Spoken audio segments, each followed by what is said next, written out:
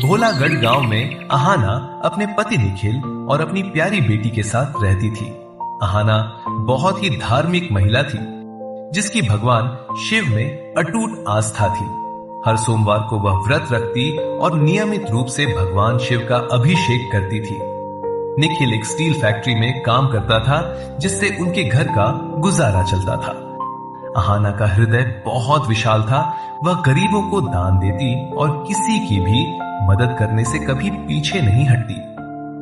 भगवान शिव की कृपा से अहाना का जीवन सुख शांति से बीत रहा था। हे भोलेनाथ, मुझ पर और मेरे परिवार पर सदा अपनी कृपा बनाए रखना। आपकी दया से मुझे किसी चीज की कोई कमी नहीं है। आपका धन्यवाद प्रभु।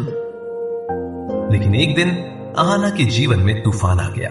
उसे खबर मिली कि निखिल का फैक्ट्री में एक भयानक एक्सीडेंट हो गया है और वह अस्पताल में भर्ती है। ये सुनकर वह निखिल को देखने के लिए भागी।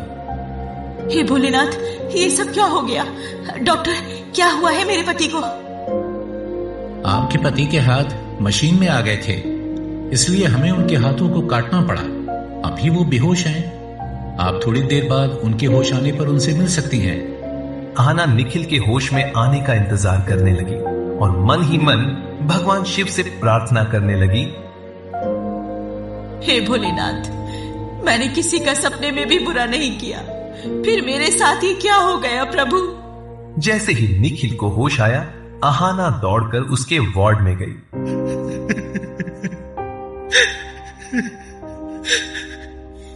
मेरे हाथ,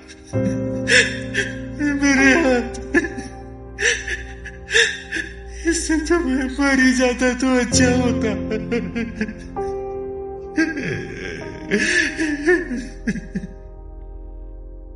आप ऐसा क्यों बोल रहे हैं? आराम कीजिए, मैं डॉक्टर से बात करके आती हूँ।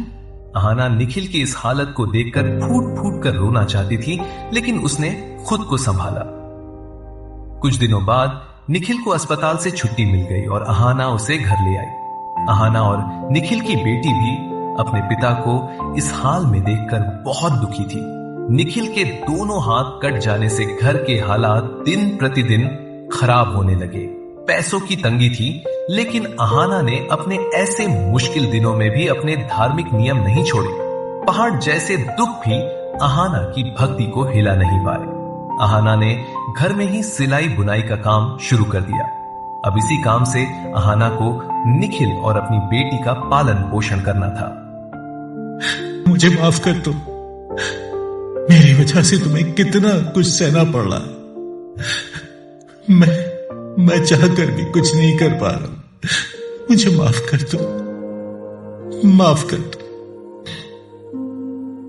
आप ऐसा क्यों सोचते हैं? अगर मेरी हालत ऐसी होती तब आप भी तो वही करते ना जो मैं कर रही हूं। भगवान शिव की यही मर्जी होगी। आप ज्यादा चिंता मत किया करो। समय बीतने लगा और अहाना की बेटी बड़ी हो गई। निखिल अब काफी बीमार रहने लगा था। अहाना ने गांव की लड़कियों को भी सिलाई सिखाना शुरू कर दिया, जिससे थोड़ी और आय होने लगी। अहाना और निखिल दोनों अब बुजुर्ग हो चुके थे। सिलाई के काम से घर और दवाइयों का खर्च बड़ी मुश्किल से निकलता था। निखिल और अहाना को अब अपनी बेटी की शादी की चिंता सताने लगी थी। हे भोलेनाथ, आप तो मेरी स्थिति के बारे में सब कुछ जानते हैं। अपनी कृपा बनाए रखना। अहाना की बेटी भी अहाना की ही तरह बहुत धार्मिक थी। वह रोज भगवान का अभिषेक करने मंदिर जाती थी। वह संस्कारी और गुणवान थी।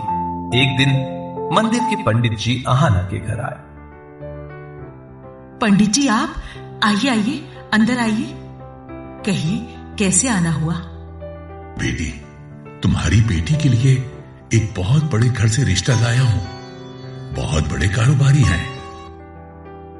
पंडित जी, आप तो मेरे घर के हालात जानते हैं। मैं इतने बड़े घर में अपनी बेटी की शादी कैसे करूंगी? उन्हें कुछ नहीं चाहिए। अरे, तुम्हारी बिटिया कितनी गुणी है, ये तो पूरा गांव जानता है। बस शीघ्र ही तुम हाँ कह दो तो लड़के वालों से मिलकर तारीख पक्की कर देता हूं। रिश्ता अच्छा था तो अहाना और निखिल ने अपनी बेटी की शादी के लिए हामी भर दी। देखते ही देखते शादी का दिन आ गया। आहना खुशी से भगवान शिव के चरणों में गिर गई। हे शिव शंभु, मैंने आज तक आपसे कभी कुछ नहीं मांगा, पर आज आपसे कुछ मांगना चाहती हूँ। हे प्रभु, मैं चाहती हूँ मेरी बेटी की शादी में आप शामिल हों। प्रभु, मेरी लाज रखना, मेरी भक्ति की कसौटी है। आज मेरे पास बारात के स्वागत के लिए भी कुछ नहीं है प्रभु। आप ही देखो ये शादी कैसे होनी है। आहना जैसे ही भगवान शिव की आराधना करके बाहर आई तो उसने देखा कि बाहर बारात के स्वागत की तैयारी बड़ी धूमधाम से हो रही है और आहना भी शादी के सुंदर जोड़े में गहनों से सजी हुई है। अभी तो थोड़ी देर पहले यहाँ कुछ भी नहीं था, फिर ये चमत्कार कैसे हो गया? भोलेनाथ, ये सब जरूर आपने किया है, आप ही की कृपा है ये सब। थोड़ी ही देर में बारात भी आ गई और शादी की विधि शुरू हो गई। हर कोई अचंभित था कि आहना और निखिल ने इतना अच्छा प्रबंध कैसे किया होगा। जब कन्यादान की बारी आई तो निखिल अपने कटे हाथों को देखकर रो पड़ा। आहना मन ही मन शिव शंभु का ध्यान कर रही थी कि तभी वहां भगवान शिव माता पार्वती के साथ प्रकट हुए और बोले, पुत्री, मैं तुम दोनों पर बहुत प्रसन्न हूं। तुम दोनों ने निस्वार्थ मेरी भक्ति की है। मांगो, क्या मांगना चाहते हो? हे प्रभु, मैं सिर्फ इतना चाहता हूं कि आप मेरी बेटी का कन्यादान अपने हाथों से करें तो प्रभु हम धन्य हो जाएंगे। हे भोलेनाथ, ये बिल्कुल ठीक कह रहे हैं प्रभु। भोलेनाथ ने आहना की बेटी का कन्यादान करके उन दोनों की इच्छा पूरी कर दी। आहना और निखिल की बेटी का कन्यादान मां पार्वती और भोलेनाथ के हाथों से हुआ। बारात की आवभगत में शिव जी के आशीर्वाद से कोई कमी नहीं रही। शादी बहुत ही अच्छे तरीके से संपन्न हो गई। मां पार्वती ने आहना और निखिल का भोलेनाथ पर अटूट विश्वास देखकर निखिल के हाथ पुनः ठीक कर दिए और उन्हें आशीर्वाद देकर दोनों अंतर्ध्यान हो गए। कहते हैं, अगर हमारी आस्था सच्ची है और विश्वास सच्चा है तो ईश्वर हम पर अपनी कृपा दृष्टि बनाए रखते हैं।